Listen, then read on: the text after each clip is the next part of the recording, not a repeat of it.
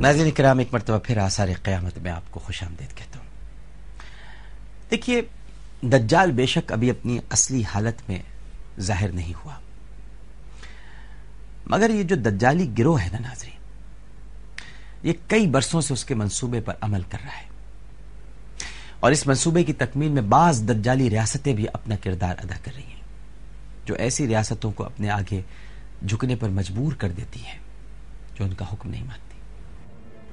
Japan کی مثال آپ سب کے سامنے ہے کہ دوسری جنگ عظیم میں وہ امریکہ کا سب سے بڑا مخالف بن کر سامنے آیا تھا، اور اس نے امریکی بندرگاہ پرل ہاربر پر بمباری کر کے پوری دنیا کو حیرت زدہ کر دیا تھا۔ اس حملے میں سینکڑوں امریکن فوجی ہلاک ہو گئے تھے، اور اس موقع پر اس وقت کے امریکی صدر فرینکلن روزویلٹ نے اعلان کیا تھا کہ جاپان کو ایک ایک امریکی جان کی قیمت چکانا پڑے گی، ہم ایک کا بدلہ 1000 سے لیں گے۔ اور پھر ایسے ہی ہوا، اور دوسری جنگ عظیم کے اختتامی لمحات میں امریکہ نے جاپان کے شہروں ہیروشیما اور ناگاساکی پر ایٹم بم گرا کر لاکھوں افراد کو ہلاک اور زخمی کر دیا، جن میں سے بعض افراد آج تک معذوری کی زندگی بسر کر رہے ہیں۔ جب امریکہ نے جاپان کو ایک طرح کے عذاب میں مبتلا کیا تو پوری جاپانی قوم نے امریکہ کے آگے گھٹنے ٹیک دیے، اور آج تک امریکہ کی ہاں میں ہاں ملا رہے ہیں۔ 9/11 کا واقعہ بھی پرل ہاربر ہی کی طرح کا ایک واقعہ تھا، جس میں چند سو امریکی ہلاک ہوئے، اور اس کا بدلہ امریکہ نے عراق، افغانستان اور اب پاکستان میں ہزاروں افراد کو ہلاک کر کے لیا۔ یہی سب کچھ دجال بھی کرے گا۔ پہلے وہ لوگوں کو سزا دے گا، اور لوگ اس کی سزا سے بچنے کے لیے اسے خدا تسلیم کر لیں گے۔ اس حوالے سے افغانستان کی مثال ہمارے سامنے ہے، جس نے 11 برس تک سوویت یونین کو خود پر قبضہ نہیں کرنے دیا اور ان کے فوجیوں کو مار پکایا۔ آج ان پر امریکہ اور اس کے اتحادیوں کی حکومت ہے، اور وہاں کے لوگ بمبار طیاروں کے حملوں اور بھوک سے اپنے بچوں کو بچانے کے لیے امریکی غلامی میں زندہ رہنے پر مجبور ہیں، جبکہ وہ اسے دل سے تسلیم نہیں کرتے۔ دجال کا طریقہ بھی یہی ہوگا، وہ لوگوں پر جنگ اور قحط مسلط کر دے گا، اور لوگ اپنی جان اور اپنے بچوں کی جان بچانے کے لیے عارضی طور پر ہی صحیح لیکن اسے اپنا خدا تسلیم کر لیں گے۔ دجالی ریاستیں اس وقت بھی نسل انسانی کو اپنا غلام بنانے میں مصروف ہیں۔ اب سوال یہ پیدا ہوتا ہے کہ وہ ایسا کیوں کر رہی ہیں؟ وہ اس لیے ناظرین کہ جب لوگوں کو سر جھکا کر غلامی کرنے کی عادت بن جائے گی تو وہ دجال کے سامنے پھر سر نہیں اٹھا سکیں گے۔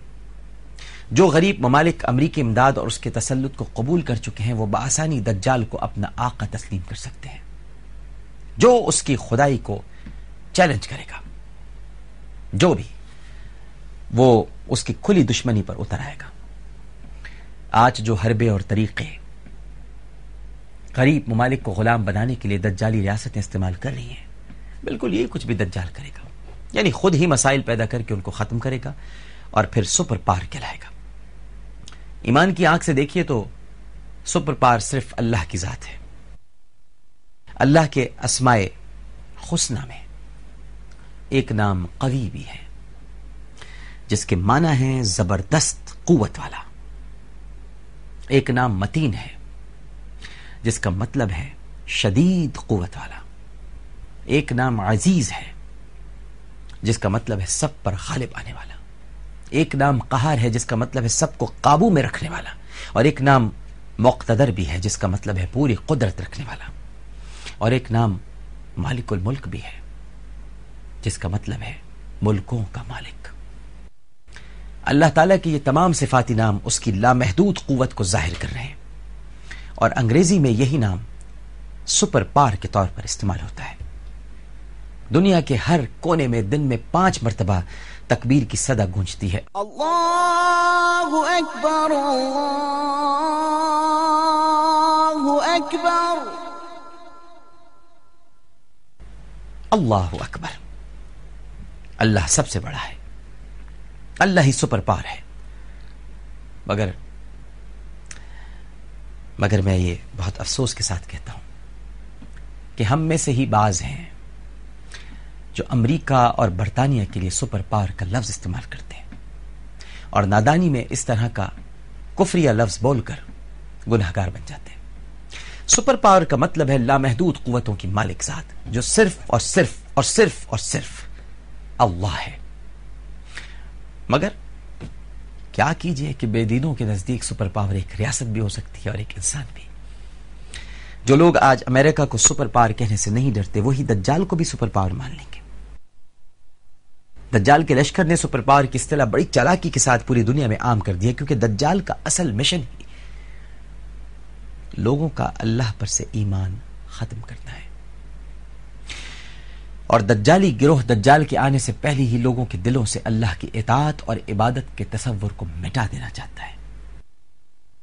آپ نے اکثر دیکھا ہی ہوگا کہ بعض روشن خیال، متجدد اور لبرل لوگ، مادر پدر آزاد لبرل لوگ اکثر ایسے کفری الفاظ ادا کر دیتے ہیں کہ امریکہ نے عراق پر حملہ کیا، کیا اللہ مسلمانوں کو بچانے آیا؟ استغفر اللہ۔ افغانستان میں ہزاروں افراد کا قتل ہوا اور وہ بے گناہ تھے، پھر بھی اللہ ان کی مدد کو نہیں آیا؟ استغفر اللہ۔ اگر اللہ کا کوئی وجود ہوتا تو کیا وہ اپنے بندوں پر اتنے ظلم برداشت کرتا؟ معاذ اللہ۔ اس طرح کی پست سوچ رکھنے والے اور واقعات کو سطحی انداز میں دیکھنے والے کمزور عقیدے کے لوگ فوراً دجال کے دھوکے میں آ جائیں گے اور دجال کی طاقت اور اختیارات کو تسلیم کر کے اسے اپنا خدا مان لیں گے۔ مگر اہل ایمان پر دجال کا جادو نہیں چل سکے گا، اور وہ اس کی قوتوں کو چیلنج کر کے اس کے خدائی کے دعوے کو خاک پہ ملا دیں گے، بالکل اس طرح جس طرح حضرت ابراہیم علیہ السلام نے نمرود کی خدائی کے دعوے کو چیلنج کیا تھا۔